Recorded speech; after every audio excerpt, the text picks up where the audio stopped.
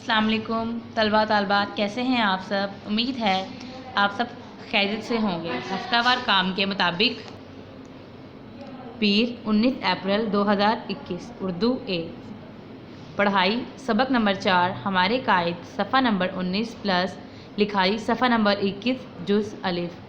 तलबा तालबात, अब हम उर्दू की पहली जमात की किताब का सफ़ा नंबर 19 पढ़ेंगे।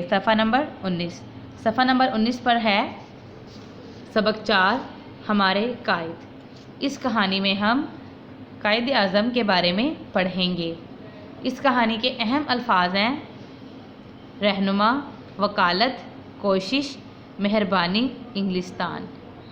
दोबारा दोहराएं, रहनुमा, वकालत, कोशिश, मेहरबानी, इंग्लिस्तान।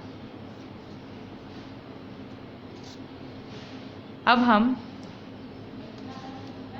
इस कहानी की पढ़ाई शुरू करेंगे।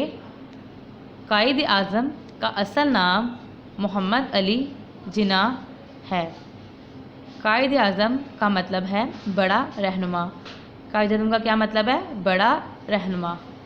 आप कराची में पैदा हुए। आप बड़ा आदमी बनना चाहते थे, इसलिए बहुत मेहनत से पढ़ते थे। कराची में पढ़ने के बाद आप कानून की तालीम हासिल करने के लिए इंग्लिस्तान चले गए और वकील बनकर वापस लौटे। कायद आज़म ने हिंदुस्तान के मशहूर शहर बम्बई में वकालत शुरू की। आप हमेशा मेहनत से काम करते रहे।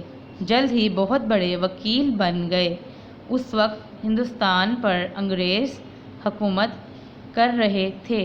वो मुसलमानों को अच्छा नहीं समझते थे। वो अपने जाने के बाद हिंदू कौम को हुकूमत देना चाहते थे। हिंदू भी हुकूमत हासिल करने की कोशिश में थे। तलबा तालबात, दोबारा सफ़ा नंबर 19 की पढ़ाई मेरे साथ पढ़ें। कायद आज़म का असल नाम मोहम्मद अली जिन्नाह है। कायद आज़म का मतलब है बड़ा रहनुमा। आप कराची में पैदा हुए। आप बड़ा आदमी बनना चाहते थे, इसलिए बहुत मेहनत से पढ़ते थे।